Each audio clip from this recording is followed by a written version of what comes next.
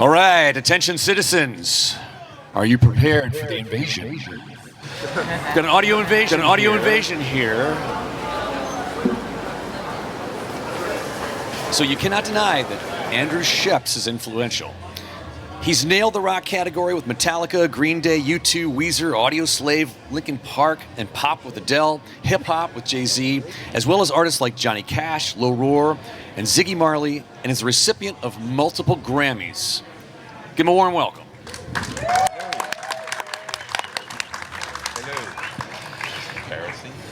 Alan Meyerson is one of the most respected scoring mixers working in film today, trusted with some of the largest and most complex cinematic soundtracks that were ever produced. His work spans blockbuster films, epic orchestral scores, and hybrid productions where scale, clarity, and emotion all have to coexist under extreme pressure. Alan operates at a level where decisions affect hundreds of tracks, massive crews, and global audiences. I had the pleasure of interviewing him in 2022 in Abbey Road, tale of COVID, while he was crafting the score for what he couldn't tell me at the time. It was a Star Wars video game, if I recall correctly. The Grammy-winning Jedi Survivor. Listen to that. I'll just put it bluntly, it was fucking cool. All right. Sylvia Massy's career is marked by her continuously innovative approach to recording, whether tracking through a potato, or in caves, castles, icebergs, or an abandoned nuclear power plant. She'll peel back the artist's veneer and get to the core. She produced Tool's debut triple platinum album, Undertow, has worked with Johnny Cash, Red Hot Chili Peppers, System of a Down, Prince, Tom Petty, Jason Isbell's Grammy-winning Best Americana. She owns one of the world's largest vintage microphone collections and has just released a book, I hope it was released, and if it hasn't been, it better be, The Great Book of Vintage Microphones. Yay! Woo! Bring it. Okay, so let's kick off this thing by asking some questions about, because we have control here and we have chaos. So I want to ask, what do you prefer? How would you categorize yourself? What's your primary choice of modus operandi? Is it control or is it chaos? Who wants to start? It's controlled chaos. I mean, it really has to be that. You know, it's like it's chaos within the boundaries of deliverables. You know, because ultimately what has to happen is it has to go from my hands to someone else's hands. But how it gets there is a different story. And, you know, fortunately in my career, or this last aspect of my career, the last 30 years with film, I sort of had a blank, I was fortunate enough to have a blank slate, and you know, sidechain compression on a percussion kit recorded live at Abbey Road. Why not? Because no one cared, and as long as it sounded great, it was great. So I was able to sort of do that. So it is in fact controlled chaos. So you say tabula rasa, so you had a blank slate, meaning you could act as you wanted to on things with impunity, as long as it sounded good. I needed to create a sound that they wanted, and they didn't care how I got there. Okay, great. Well, as far as chaos goes, I like chaos, but as Alan described, the deliverable, you know, as a producer, you have to get it done on time, and in a certain form that is accessible to a large audience.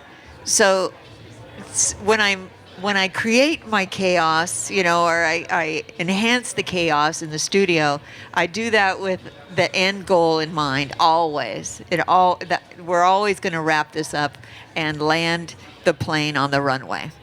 And so, yeah, controlled chaos, I'd say. We're probably all going to three agree with that. What would you say? Yeah, I mean, yes, exactly the same thing. I think that maybe mine's a little different just in that I'm pretty OCD and I like to know how things work, so that's the control part. But if you zoom in on any one thing, it's an absolute disaster. So I'm allowed to have total chaos within the bounds of a thing, but the overall is in control. Because otherwise it just spirals out of control and you can't recover. So give us an example of chaos working.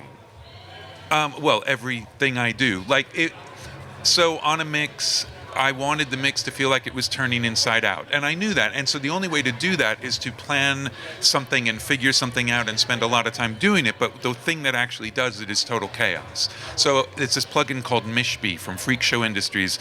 You can steal them. You don't have to pay money for them. They're amazing. And they're also insane. So the UI for this plugin is rainbows, bats, and lightning bolts. So you don't really know what it's doing. And so I spent probably 2 hours controlling the chaos of that plugin to make it do the thing that I wanted it to do. So yeah, it's hard to explain, but like they're just gems of chaos where from the outside it all looks like you know what's going on. But if you study it, it's not anything that even I know what's going on. And Sylvia, you try to create, is it chaos when you take people out of their comfort zone and put them in these environments? Or you were explaining to me about how you handle certain types of singers sometimes. Like maybe you put them on a chair. You want to talk about that? Yeah, there's different techniques to getting performances out of singers who are a bit uptight. A lot of times what happens when you're in the studio with a singer, they're so busy concentrating on their pitch and the words and losing the meaning of the song entirely, and really they need to get out of their head. So how do you do that? Well, an easy way is to just I tell them, okay, stand on one leg and sing, and then, so now they're trying to balance. Okay, stand on a chair on one leg and sing. Now they're really like trying to just keep themselves from falling off a chair. So they're not thinking about how their voice feels anymore, or if they're hitting the note the way that they wanted to. They're just giving you a performance, a real performance. And another way of getting them out of their head is it's just simply putting them on a stage. And I had a theater in a town called Weed that I turned into a studio, and it was to have people on stage like they're performing in front of an audience. And oftentimes that live feeling is something that you lose when you take it into the studio, the live feeling of an artist on stage. So that's one way to get that feeling back into the music too. There's a lot of different techniques to manipulating artists into getting what you want. I have a similar story. On the second Pirates of the Caribbean, the one complaint on the first one was the French horns, I swear to God this was the complaint, weren't heroic enough. And I'm like, okay, so on the second one, I said, okay, look, let's do this. You just turned up the heroic control, right? Well, there, in a sense, yes. And the way we did that was we did a secret overdub in London at Air Studios and doubled it. But they didn't want to do that. So we got 16 French horn players, and I built a 4-foot high stage in the middle of Warner Brothers, a flying V.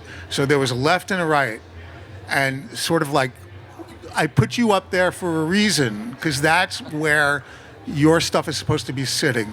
And they sort of got it, and it was great. And I got a phone call from the head of business saying those risers were a $50,000 rental. What was the ultimate result? Were the French horns heroic enough for them? Almost. Okay, it's a tough room, I guess. I need to open a riser rental business, apparently. You really do. That's crazy. Speaking of spaces, are there places? Have you worked in all the rooms that you would love to work in, or is there a room that you would love to have a facility towards? I mean, when I looked it up, there are the 5 great rooms. There's like Berlin, there's Vienna, there's the Boston Symphony. That's a great question. I mean, I would love to do a recording at Symphony Hall in Boston, for sure. Yeah. But, that's not realistic really anymore. That's the only person that was going to get to do that was John Williams. And why is it not realistic anymore? Because it's fucking Symphony Hall in Boston. They build out. They don't do it on the stage. They cover the entire orchestra with a platform, and the players are actually out in the middle of the hall. Oh. And they do the same thing at Royce Hall and stuff. They don't want behind the proscenium. Yeah. You say, of course. I don't know. Yeah, it's a lot. It's a lot of dough.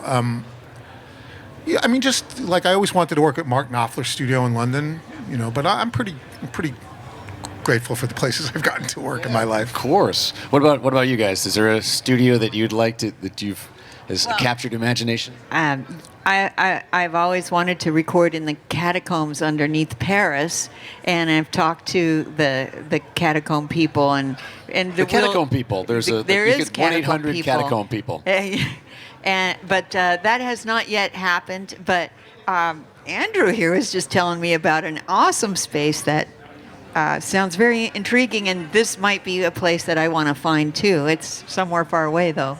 Yeah, so in terms of studios, I think I've been pretty lucky. I've worked in a lot of them, and I mean, I'm sure there's studios I'd like to work in, but I'm really getting into, it's almost like field recording, but it's immersive recording, so a 704 mic array. And in February, I'm going into the Inchindown oil tanks, which are World War II emergency oil tanks dug into the side of a hill an hour and a half north of Loch Ness in Scotland. And they are absolutely gigantic, and it's a 90-second reverb time. Literally, and I'm not exaggerating. If you fire a starter pistol, 90 seconds of reverb. And obviously it carries on longer than that. So I'm going to do some impulse responses, but also reamp some things. I've got recordings from different artists that I've worked with, and just send me a dry vocal, and I will send you back a wet vocal. But it's things like that. I think that stuff is really fascinating to me and exciting. And it's amazing to work in studios, but also a lot of the studios I think that we would aspire to do, like you're saying, like Symphony Hall, it costs so much money that for me there would be so much pressure. And I've never worked there. I like to be familiar with what's going on. I have a nightmare about, I would walk in there, we'd spend all this money, and it wouldn't go well. Oh, you'd get over it. Would I? Yeah, you'd be fine. Okay. Can I ask you a question? Yeah. What do you do with the last 85 seconds? Because in a song, what do you... Now, can I tell you something? So these, I'm not going to be the first person to go down into these oil tanks. There's also a mausoleum that guy never in came out. Oslo that's incredible. That's That's Yeah, one that there's I a few of these. want to go Yeah, to. okay. Yeah. They Here's have the deal. Altiverb has a 60-second one. So, now. well, Altiverb, they did impulse responses in Inchindown with Mark Ronson did a show for... Right. Yeah, so the episode on Reverb, they went in and did it. But they did stereo, and I'm going to do 704. I have great mics for it. I have used those impulse responses and actually stretched them more. And I ended one of the few classical records I've ever mixed with over a minute of reverb at the end. And it's actually one of the most emotional endings to a record I've ever managed to achieve, because it's a song cycle, and you really, every piece sounds different, and you finally get to the end, and it's sort of a little recap, and it ties all these threads together. And you don't want to go like, end, and that's it. Okay, album's over. So instead, you have this amazing tale of reverb, and it's like it's the last piece all by itself. So that's what you do with the last 80 seconds. And he got nominated for a Grammy for that. I did, but I did not win that one. I love it, and it sounds great on Bluetooth MP3. Just kidding. Okay, so I do want to hear it. So Sylvia, you were saying there's a place that Andrew had perhaps suggested or told you about.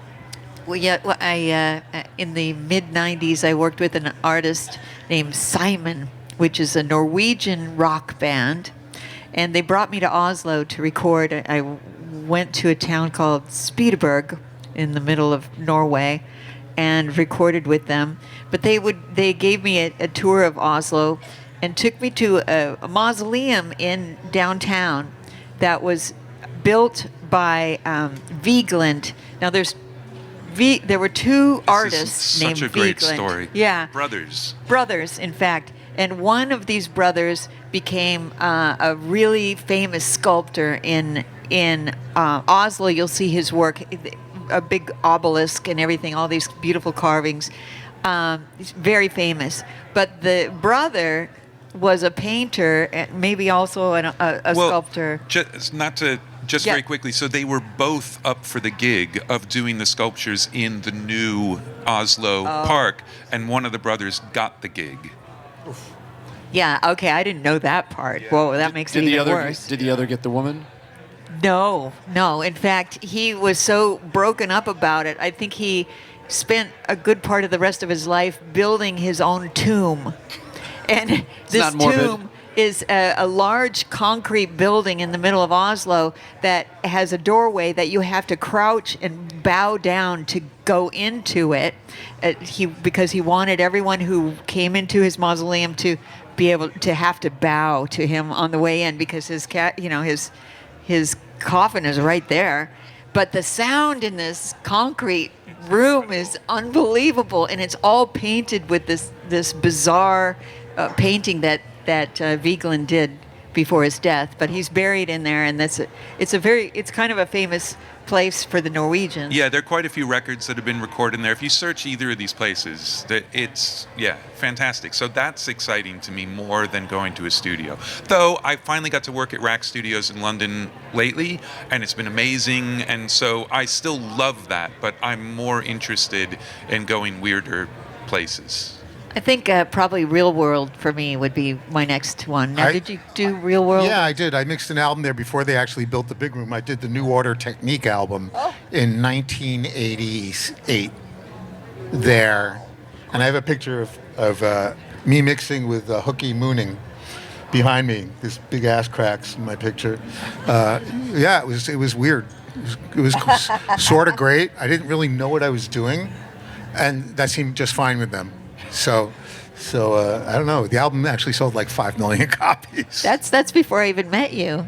Yeah. 88, because I think I met you in like 89 or 90. Huh? Yeah, it was. Well, yeah, it was when I had just moved out to L.A. I had just done the Brian Ferry record, and because of that, I got an interview with the A&R guy, and then I got the gig, and it was at Real World, and they were all wasted. They were, they recorded the record in Ibiza, and they came with a ecstasy hangover.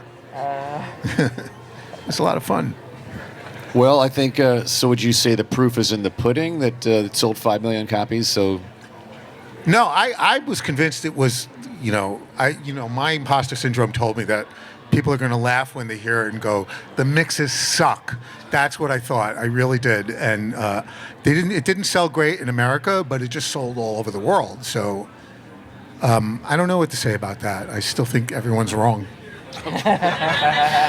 okay. Well, let's talk about that measure of success. So, how do you feel like you're doing the right thing, or what master are you serving, right? Because we have different people that we have to answer to. There's yourself, of course. There's the artist. There's the label. There's your own demons. So, how are we measuring when we've achieved the goal? So who is the goal for, and what is that goal?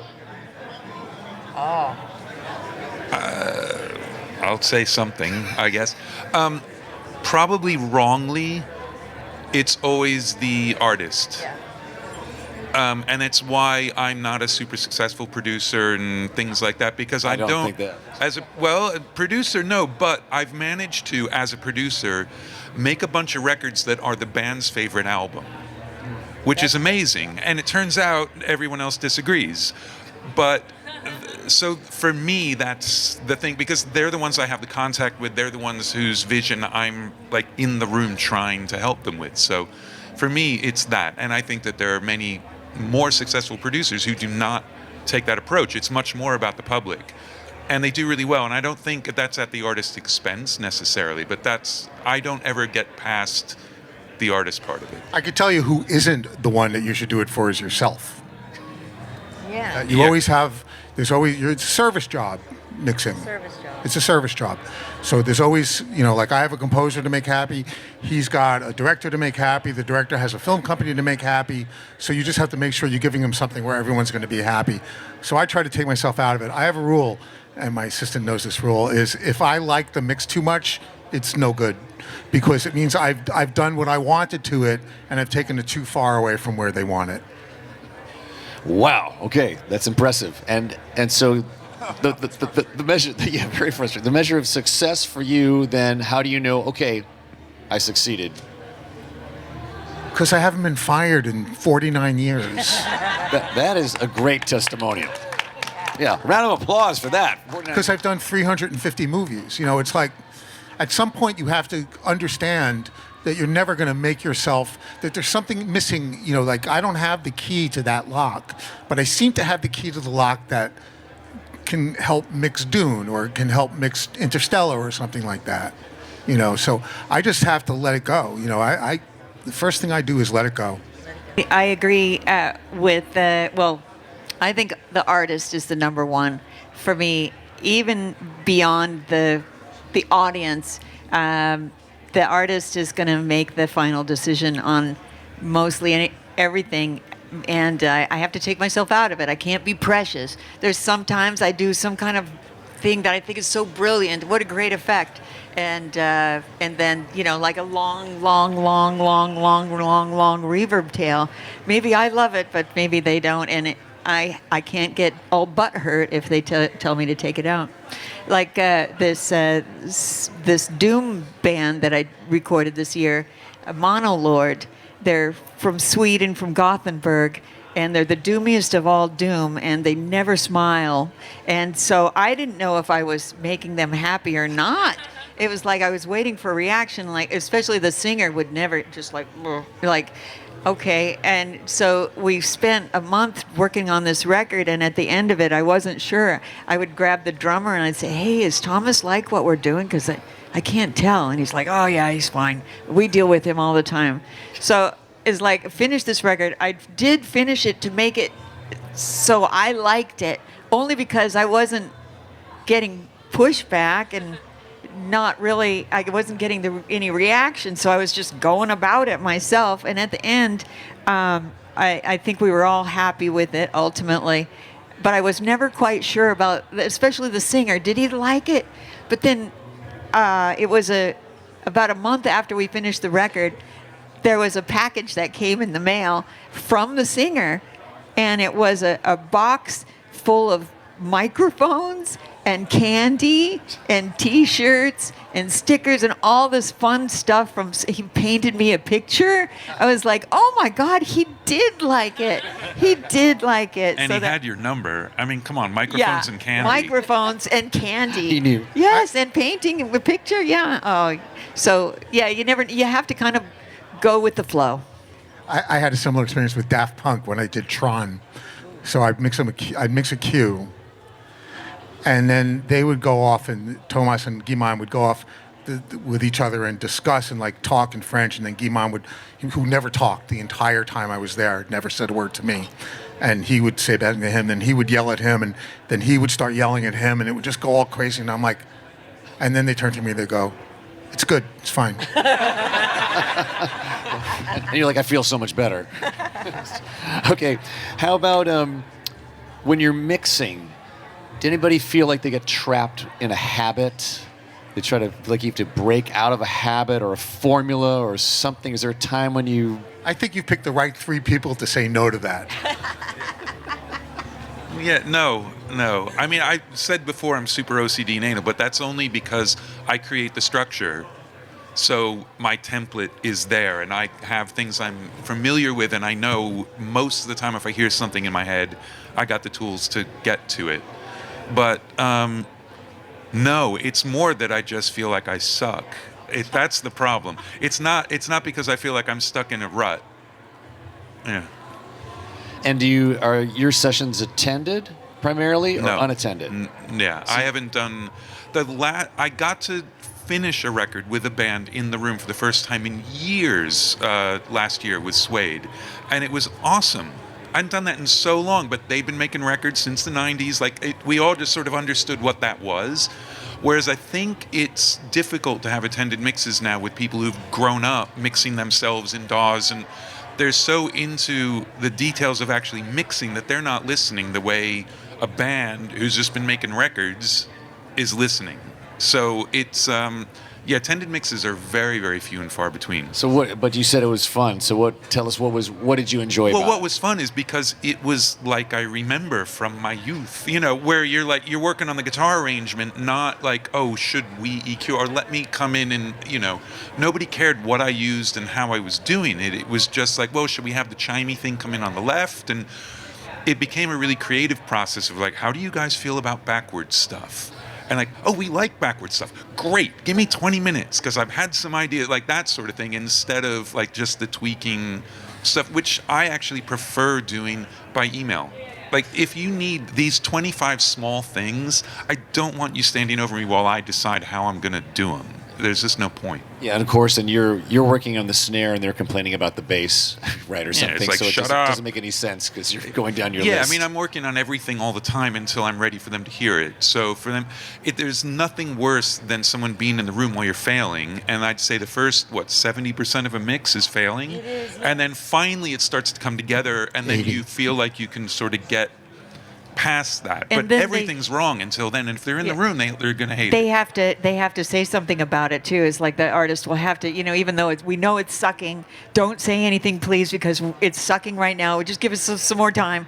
But yeah, as soon as they start talking, it's like, oh. Well, because they won't have Oh. any confidence that you'll ever get there, and they Yeah. hear it through that prism. Yeah. I do playbacks. I'll mix and then I'll say, come in and listen to real one. But the way I do playbacks now, I have two of my old assistants here. So everyone, Eva Reistedt, the She'll be up soon enough. fucking bomb. I'll mix. That beat. I'll mix it. I do this 90-10 thing. I do 90% of the work in 10% of the time, and then I take the last 10% and spend 90% on it. So I like to have 2 times with myself with a piece. Now that we're in a computer world, I can do that before I play it for anyone. So, I'll spend Monday, Tuesday mixing 8 cues, and then they might come in on Wednesday to listen for the afternoon, and they can just give me notes and then get out of there. I never get done otherwise. What are the kind of notes that you get given in your profession? It depends on who it is. It really does. I have composers that it's like everyone else, more, louder, wider. It's just like, well, how's that? Yeah, but can you do it with it not? And then, there's people that don't give any notes. And then there are guys that sit there and go, can we move the hi-hat there? Can I put it back there? Can I move it there? There's something in there that sounds like a splinter in my finger. Can we find it? We have to go through every track, and you find a wrong note on something. It's like, oh, thank God. And it means nothing. It means nothing. And but then for the most part, it's just global notes. It's either no notes or could the strings be louder in this section or something like that. After a while, if you work with someone long enough, the notes get smaller and smaller.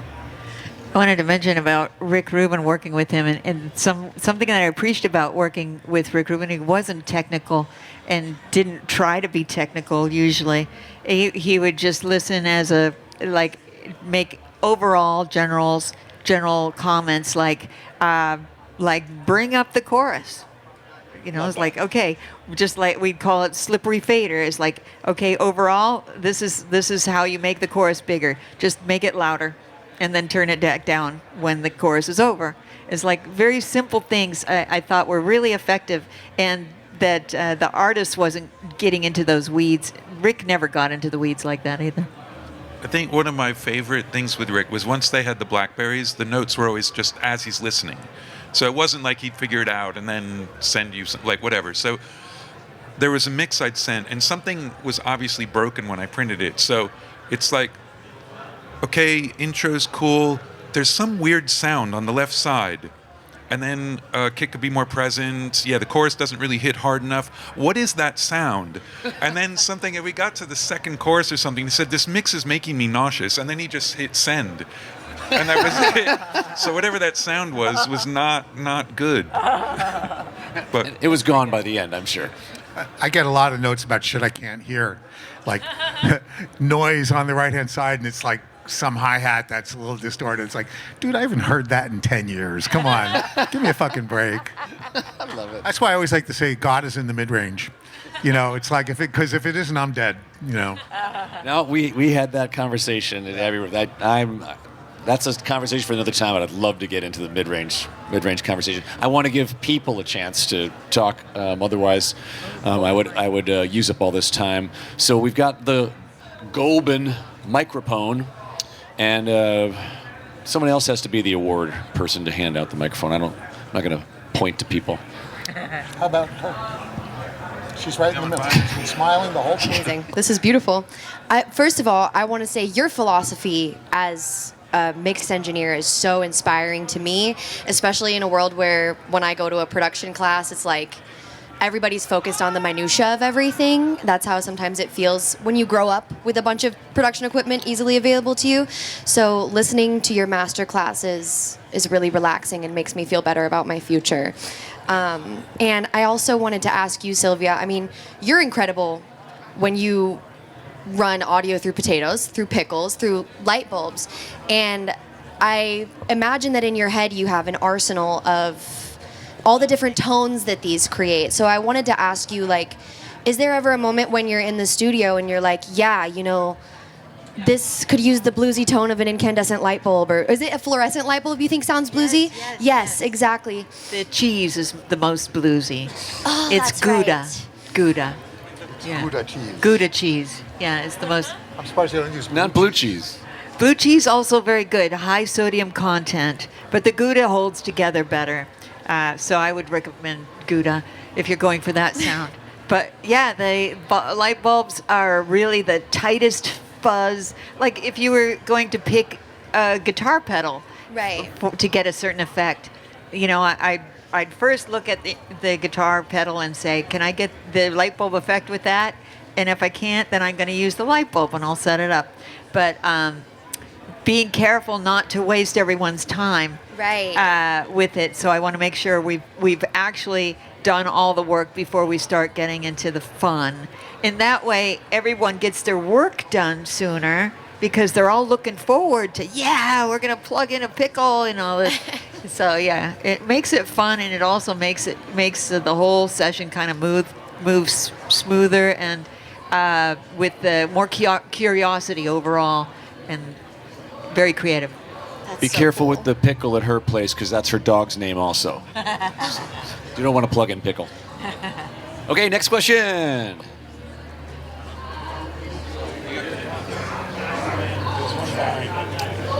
We must move the analog humans towards Hi. the microphone. So I'm actually an artist, and I am in first grade when it comes to production and mixing. So I'm nowhere on that level. But as an artist, something that you touched on about sitting in and listening and then jumping in and going, I don't like that, because I get it when you're not finished and you're tweaking around with your tracks. With that said, I've only had, like, Larry Mitchell did one of my songs, and I did beyond my expectation. Everything else since that I've done with local, I shut my mouth, I let them finish, and I'm not happy. They're not getting what I want to express in my music. So the question is, what is back the to Larry. You got this? Go back to Okay. Larry. Go back to Larry. Okay. Yeah. So, but I also found that a lot of in production and engineering, if my music has changed, it's different. So if you may be more in blues, I moved to rock. So my music is Americana. Okay.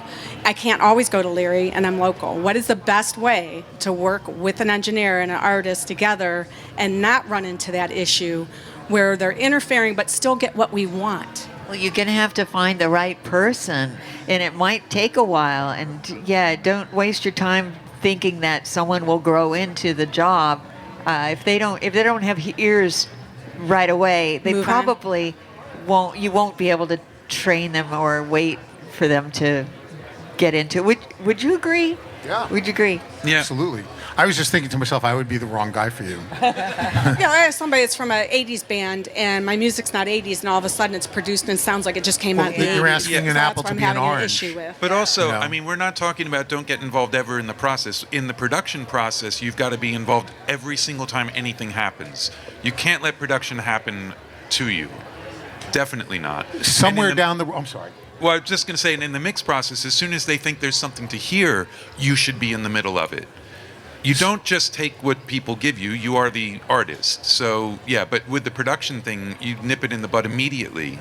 Remember, he said we serve the artist. Right. Right. That's what these Yeah. guys were saying. Yeah. They serve the artist, so they're serving you. So Yeah. raise your So, hand. somewhere down the road, you're going to come into a mix that you're getting done, and you're going to go, this is it.